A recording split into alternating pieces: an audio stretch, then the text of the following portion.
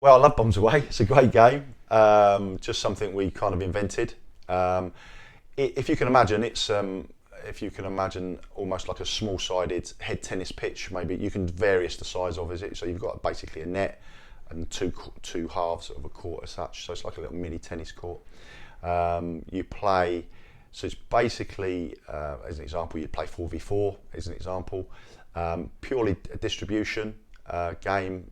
Where you're looking to serve from the baseline, whether it be a throw, a kick off the floor, a side volley or a half volley, etc. Basically, the concept is as you serve it, it goes over the net, the opposition has to catch it. Okay.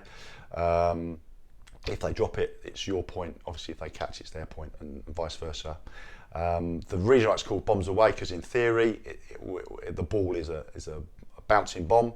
So if it lands on the other side, as a bit of fun, the other goalkeepers, if it lands, then they should jump up in the air and have a bit of fun because it's like being an exploding bomb. So a lot of good technical points in there, lots of distribution, catching, communication, again in a random practice. But we have some great fun with that. So what technical things particularly do you think you'd get out of that kind of game? Firstly, it'd be distribution.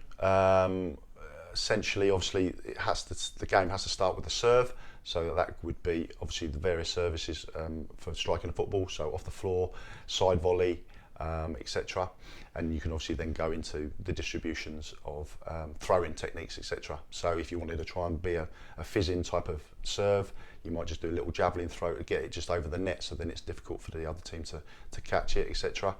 Obviously, you want a bit more distance, then you'd be an overarm throw, etc.